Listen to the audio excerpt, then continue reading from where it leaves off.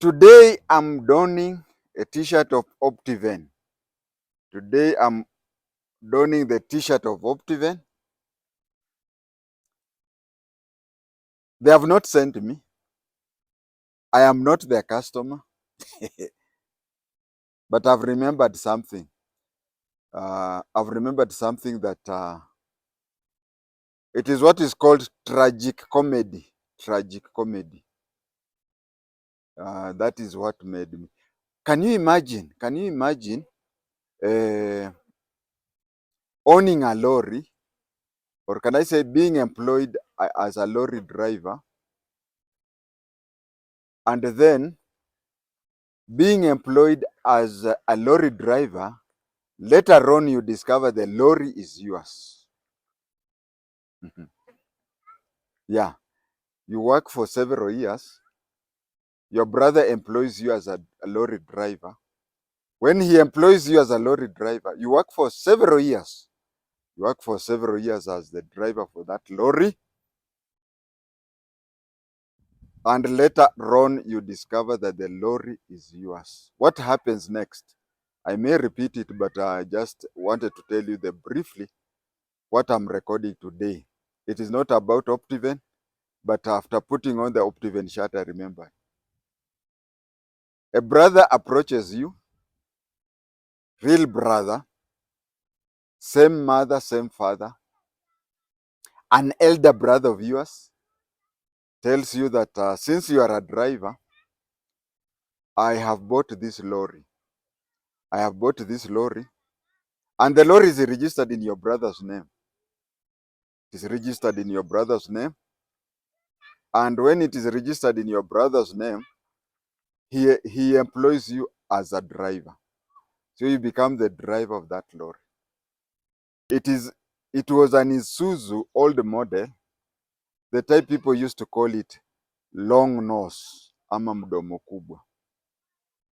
That is the lorry. There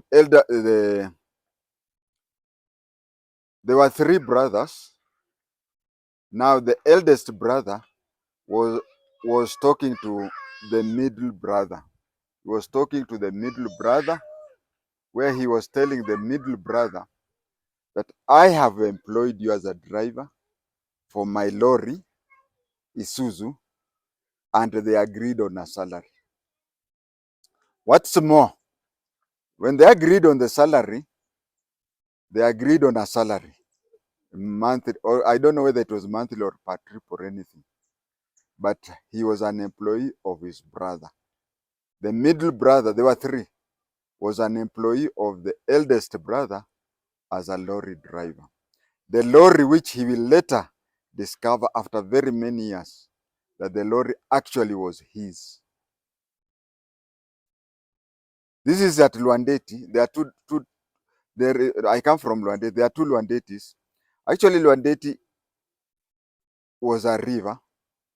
Now, when it was a river, and it is still a river even today, it's a Kalenjin word, which means a river with rocks. A river with rocks. That is the language of Kalenjin. Luandet means a river with a rocky river, a river where you find a lot of rocks in it.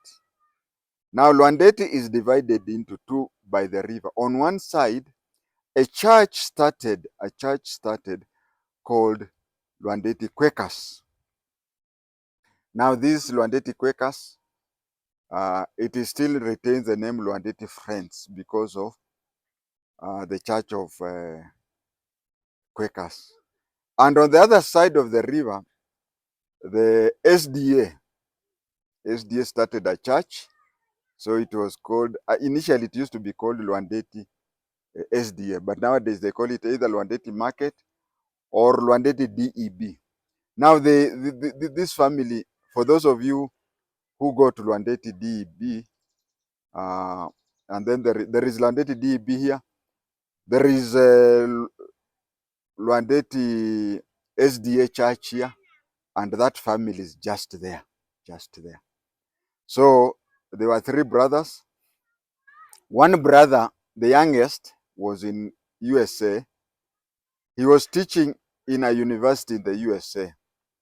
He was teaching in the university in the USA. And then one day, he remembered that their land is it between 15 and, is it either 15 to 18 acres? So, and there were three. So he told, he was the intellectual, the intellectual who was teaching in the university in the USA was talking to the eldest, bypassing the middle one. For obvious reason, the middle one didn't go to school well, and those days we did not have uh, emails. Those days we did not have phones. In an area today, in an area you'd find one or two people without phones. But those days, in an area, you could find one person with a phone. So whenever evening reached and you're supposed to, whenever evening reached and you're supposed to get a phone call, you used to go and stay at a neighbor's place waiting. If you're supposed to get a phone call at 4 p.m., you have to be there by 3:30 and you stay there until you get the phone. Now, that was the time. So the only communication that this professor from the USA could communicate with home, he was the youngest and he used to communicate with the elder brother. I'll come to their standard of education. So he used to communicate with his eldest brother about how he would assist the parents, actually their mother, not their I think their father had died before Kenya attained independence. So their mother was there, and he used to send the money to assist people at home, and he used to send through the eldest brother.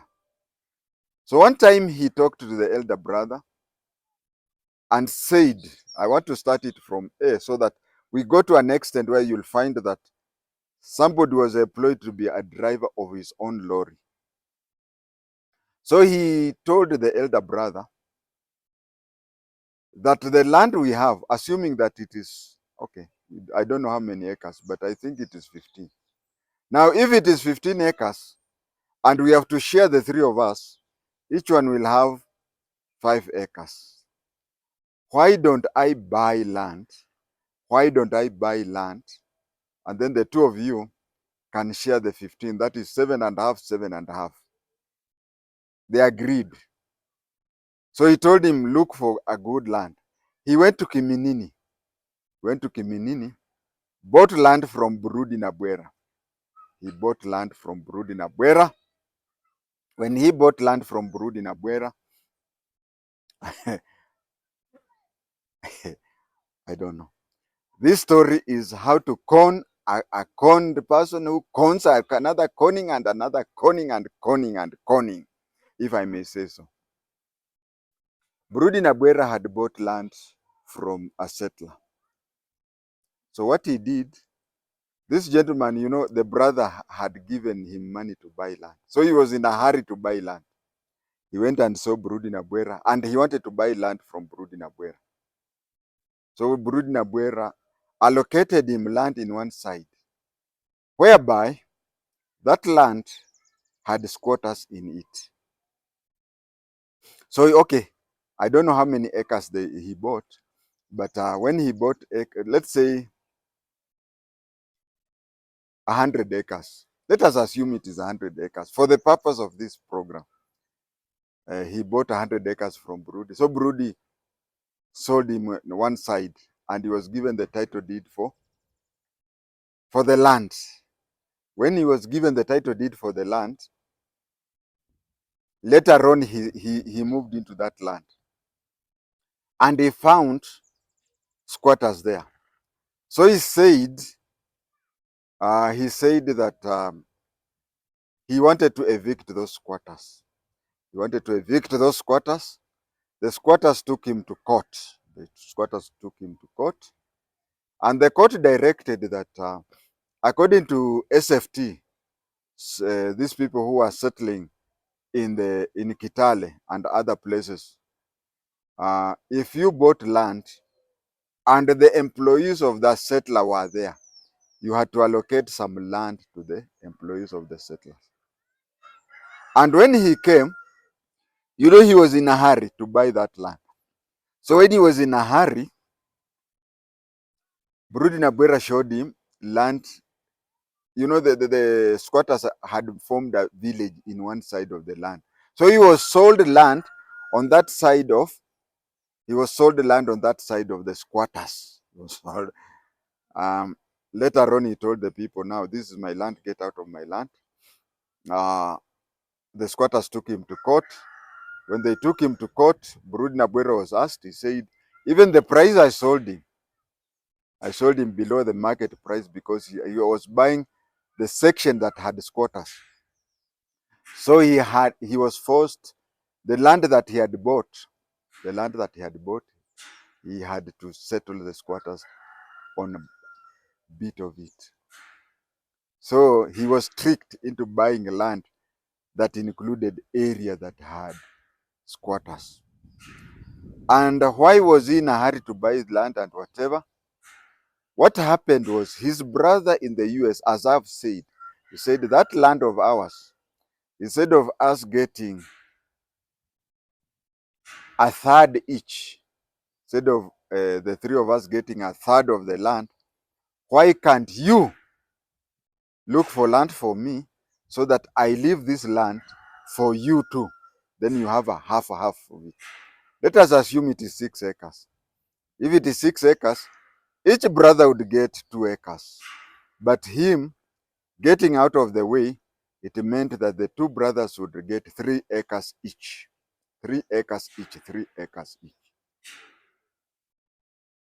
So instead of this elder brother buying that land in the name, okay, those days there was a challenge. Let me say something. That those days there was a challenge because we did not have the provision. The 2010 Constitution has a provision for you to have double citizenship. But before 2010, if you had a citizenship of another country, you automatically ceased being a Kenyan. So him being a non-citizen, land could not be registered in his name. You get it? Land could not be registered in his name. So it was registered in his brother's name. That was what happened. That is what happened. That land was registered in the elder brother's name. It was registered in the name of the elder brother. Now, the younger brother thought that he had that big land in Kiminini in Kitale. He thought that he had land in Kiminini in Kitale. So he asked, is everything? I'm sure it is even possible, he told the brother, that I've registered in my name because legally you have a citizen of the US. You cannot you cannot own land here. I'll give it to you. When you retire, you have a good land. Maybe something like that happened. So he turned, the youngest brother turned to the elder brother. Said, brother, in the absence of our father, you are our father. So kindly, what would you want to do? What would you want to do? I know both of you did a lot for my education. Like the middle brother who was the driver reached a place and told the parents, I'm unable to study. Those things happened even to my age. I know somebody in Nakuru called Zedekia Muiga. There's a time he was the only born son. He had sisters. He had 3 sisters. And he was the only brother. But he reached a time when he just told the mother, Mom, instead of wasting fees on me and you are struggling, why don't you educate my sisters? So those days it was possible, even up to my time, for someone to tell the parents that instead of wasting your money on me and I'm having it hard understanding school lessons. Why don't you teach my younger brother, siblings and whatever? So it happened in this family that the two, first of all, the elder one could have even undergone, the elder one would have gone even to higher education. By the higher education, I mean secondary school. But they saw that the youngest brother was a genius.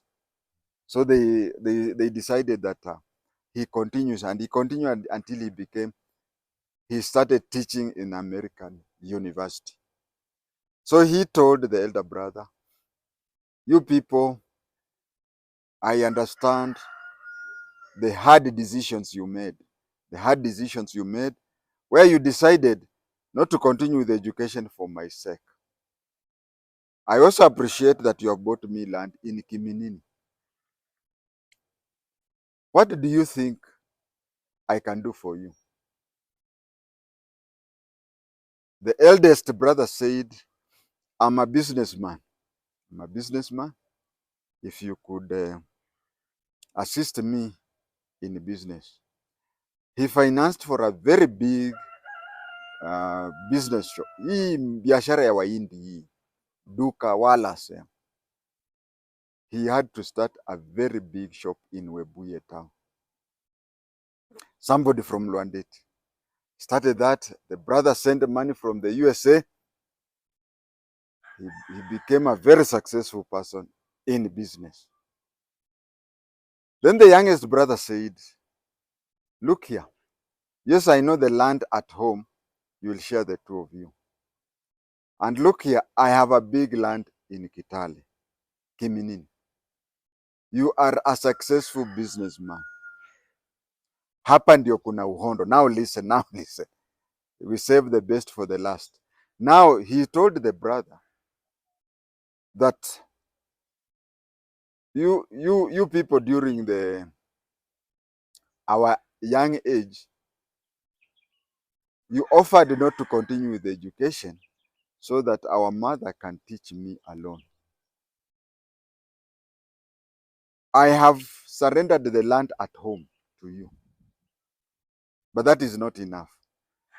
I have bought myself land, but I want to assist you. So they agreed, money was sent. He started a very big Dukawala shop in Webuye. Right? Then he turned to him again. Those days it was letters. And you write a letter, it stays, the quickest it says is 10 days. He said, now that I'm comfortable, now that you are comfortable, what about our middle brother? Our middle brother. He said, our middle brother, yeah, he has a driving license. So what do? We come from near a river, and the river has very good sand. A lot of people like sand from River Silungai. So we have a river there, and people usually hire him as a driver. He picks that, and he's paid per diem. Said, so if we bought him a lorry, he would be comfortable, yeah. Whereby he would be both the lorry driver, because the lorries that hire him, he gets the money as a driver, and the owner of the lorry gets money. So if they get a lorry for him, he will get both money for the driver and also money for the lorry owner. He will only have to look for helping hands. So that is the agreement they made. That is the agreement they made, that he does a helping, and then he gets that and gets more money. Where he gets more, the money for both, he gets the money for both the lorry owner and the lorry driver. So they went and bought a lorry, the Isuzu, the old model, which is extended up there. The people say mapua kubwa or mdomo kubwa. So that lorry was bought. It was bought by the eldest. The youngest brother sent money to the eldest brother to buy for the middle brother. For the middle brother. Now, when he went, instead of buying that lorry and registering it in the name of the middle brother, he registered again the lorry in his name. Now, he had registered the land in Kiminini in his name. Now, he has registered land in, no, he had registered land in Kiminini in his name. He has also registered land, no, the Isuzu lorry in his name. And he called his brother and said, brother, how much do you get when you drive somebody's lorry? He told him, I don't know how much it was. He said, okay, I'm employing you as my driver and I'm going to pay you double. What? The other lorries, they pay you so much. Me, I'll pay you double for my lorry. So he was employed as a lorry driver of the lorry that is his. I want to emphasize this thing about the lorry. The lorry, money had been sent for the lorry to give it to the middle brother. To be given to the middle brother. But the elder brother, from the youngest brother is one who sent money from the USA in the 60s. Sent the money from the USA in the 60s. And when he sent money, the money was for the lorry to be bought and given free of charge to the middle brother. But the elder brother went to Isuzu Motors, bought a lorry in his name, went and employed his brother, the middle brother, in double the salary, the market price. So this middle brother was happy with the elder brother. Hey, he has employed me double salary. What's more, he was told that the lorry would be spending evenings at his house. Would be spending evenings at his house. So at around 5 p.m., the middle brother would go to Webuye, to the elder brother, and tell him, I've completed the work for today. Say, okay, I'm going home with the lorry. He would go home with the lorry until the following day when he would come back to be given other assignment. But at night, he would make a few trips. He would make a few trips and get the money. And he made sure that the elder brother did not know he was making a few trips. So unaibia mwenye kukuibia, naye anaibia mwenye kuibia mwenye ai. Now this lorry belonged to middle brother, but it was registered in the name of the senior brother, and it was bought by the junior brother. The middle brother used to believe that he was an employee of the senior brother. So the senior brother was cheating the younger brother, but that the money you sent for me, I bought our other brother a lorry. And he would go to the middle brother and tell him, I'm employing you as my driver at double the rate. And then the middle brother, the lorry being at his place overnight, he would make a few trips and get some money, thinking that he was stealing from the big brother. Thinking that he was stealing from the big brother. You are stealing from somebody who is stealing from you. Now it goes that way. After that, they continued that way. Everybody was happy. The one in the US was happy because of he had done what many people. Actually, let me ask you. Look around. Do you know anybody who has relatives abroad? Can you tell me of any relative who has assisted one single relative, one single sibling? This one assisted both the siblings in the way that they wanted. So he was pleased with himself. The elder brother wanted to be a Dukawala. He gave him a duka. The middle brother had a driving license. He made sure he had a driving license. He had a lorry. So he was comfortable. But he had a problem in the USA. He developed sicknesses that his body could not withstand winter period. His body could not withstand winter period. And that is the time when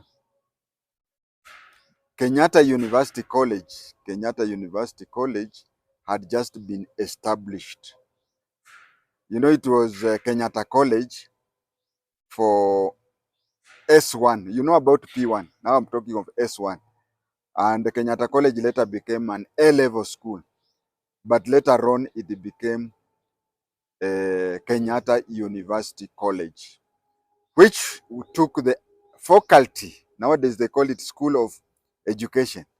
It took the faculty of education, whereby anybody those days who undertook a degree in Bachelor of Education, Nairobi University, he used to stay in Kahawa.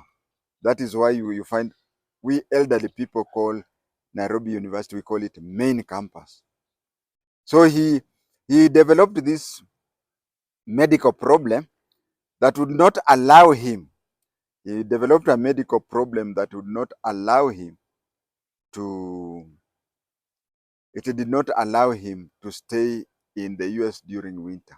So he came to Kenya, he applied to teach at Kenyatta University College, which today is called Kenyatta University. While he was teaching, he came to teach there. When he was called, he decided to go home and check on things. He went to Kiminini and told his brother to transfer the land to him. The brother refused. That is when it now became noticed. Even the middle brother came to notice that the lorry that he has been driving, thinking that he had been employed under favorable terms, the lorry was actually his. The professor got a shock, and with his weakness and whatever, he died immediately.